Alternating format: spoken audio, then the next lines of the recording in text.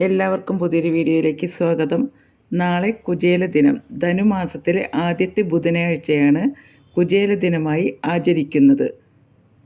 ധനുമാസത്തിലെ ആദ്യത്തെ ബുധനാഴ്ച, അതായത് 30 ബുധനാഴ്ച, ശ്രീകൃഷ്ണ ക്ഷേത്രങ്ങളിൽ കുചേല ദിനം അവിൽ നിവേദ്യ സമർപ്പണ ചടങ്ങുകളോടെ ആചരിക്കുന്നു. ഗുരുവായൂർ ക്ഷേത്രത്തിലും കുചേല ദിനം വളരെ പ്രധാനമായി ആഘോഷിക്കുന്നു. കുചേല ദിനത്തിൽ ശ്രീകൃഷ്ണ ക്ഷേത്ര ദർശനം നടത്തി അവിൽ നിവേദ്യം സമർപ്പിക്കുന്നത് ദാരിദ്ര്യ ദുഃഖങ്ങളിൽ നിന്നും മോചനം നൽകുമെന്നും സമ്പദ് സമൃദ്ധിയുണ്ടാകുമെന്നുമാണ് വിശ്വാസം. അവിൽ ദിനത്തിൻ്റെ പ്രത്യേകതകളും അതിൻ്റെ ഐതിഹ്യവുമെല്ലാം നമുക്ക് അറിയാമല്ലോ. ശ്രീകൃഷ്ണ ഭഗവാന്റെ സുഹൃത്തും സഹപാഠിയുമായിരുന്ന സുദാമാവ് എന്ന കുചേലൻ വളരെ ദരിദ്രനായിരുന്നു. ദാരിദ്ര്യം കൊണ്ട് പൊറുതിമുട്ടിയപ്പോഴാണ്, ഭാര്യയുടെ നിർബന്ധം കൂടി ആയപ്പോഴാണ് അദ്ദേഹം ശ്രീകൃഷ്ണനെ കാണുവാനായിട്ട് ദ്വാരകയിലേക്ക് പോകുന്നത്.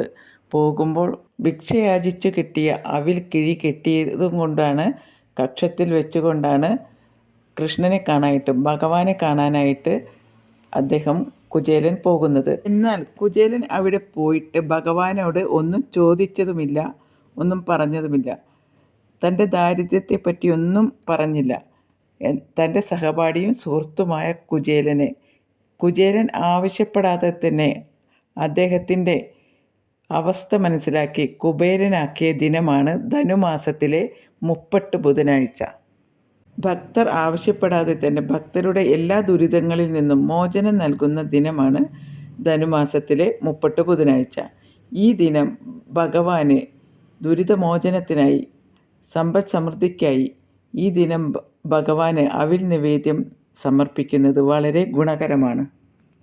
അതിനാൽ ക്ഷേത്രത്തിൽ പോയി അവിൽ നിവേദ്യം സമർപ്പിക്കാൻ സാധിക്കാത്തവർ വീട്ടിൽ തന്നെ ഭഗവാന് അവിൽ സമർപ്പിച്ച് പ്രാർത്ഥിക്കുന്നതിലൂടെ എല്ലാ ദുരിതങ്ങളും നീങ്ങി ജീവിതത്തിൽ ഐശ്വര്യവും സമ്പദ് സമൃദ്ധിയും ഉണ്ടാകുന്നു. ഇനി ഒന്നും ഭഗവാന് കൊണ്ടുപോകാനായില്ലെങ്കിൽ കൂടിയും ഭഗവാനോടുള്ള ഭക്തിയും വിശ്വാസവും മാത്രം മതി. ഭഗവാൻ നമ്മുടെ മനസ്സറിഞ്ഞ് നമുക്ക് വേണ്ടത് നൽകി അനുഗ്രഹിച്ചുകൊള്ളും. നാളെ ഈ ദിനം, അവിൽ ദിനത്തിൽ സദാ ഭഗവാനെ സ്മരിച്ചുകൊണ്ട് നാമജപം നടത്തുന്നവർക്ക്, ഭഗവാന്റെ നാമങ്ങൾ ജപിച്ചിരിക്കുന്നവർക്ക് വളരെയേറെ അനുഗ്രഹങ്ങൾ ചൊരിഞ്ഞു തരും ഭഗവാൻ. നാളെ കുചേല ദിനത്തിൽ ഭഗവാന്റെ അനുഗ്രഹങ്ങൾക്കായി ഈ 2 കാര്യങ്ങൾ കൂടി ചെയ്യുക. പാവപ്പെട്ടവരും ദുഃഖിതരും ദീനരുമായവർക്ക് നിങ്ങളാൽ കഴിയുന്നതെന്തെങ്കിലും ചെയ്യുക. മാനവസേവ മാധവസേവ എന്നാണല്ലോ. ഭഗവാൻ ഇഷ്ടപ്പെടുന്നതും അതുതന്നെ.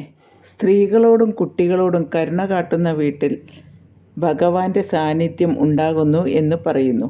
നാളെ പക്ഷിമൃഗാദികൾക്ക് വെള്ളവും ഭക്ഷണവും കൊടുക്കുക. ഇതിലൂടെ ഭഗവാന്റെ പ്രീതി 10 മടങ്ങ് വർദ്ധിക്കുന്നതാണ്.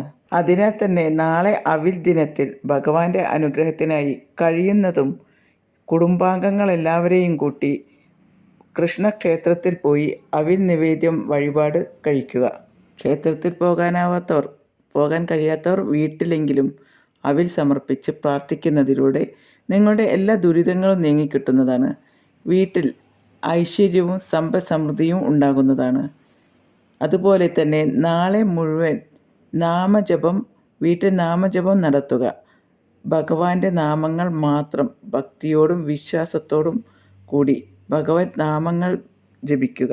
നാളെ 108 തവണ ഒരു പേപ്പറിൽ ഭഗവാന്റെ നാമം പറഞ്ഞ് എഴുതി ഭഗവാന് സമർപ്പിക്കുമ്പോൾ ഇരട്ടി ബലം ലഭിക്കുന്നു. കൂടാതെ ദിവസവും നിങ്ങൾ, ഇത് അല്ലാത്തപ്പോൾ പോലും ദിവസവും നിങ്ങൾ ഇങ്ങനെ ചെയ്യുകയാണെങ്കിൽ നിങ്ങളുടെ ജീവിതത്തിൽ എല്ലാ ഐശ്വര്യങ്ങളും ഉണ്ടാകുന്നു. എല്ലാവർക്കും കൃഷ്ണ ഭഗവാന്റെ അനുഗ്രഹങ്ങൾ ഉണ്ടാകട്ടെ.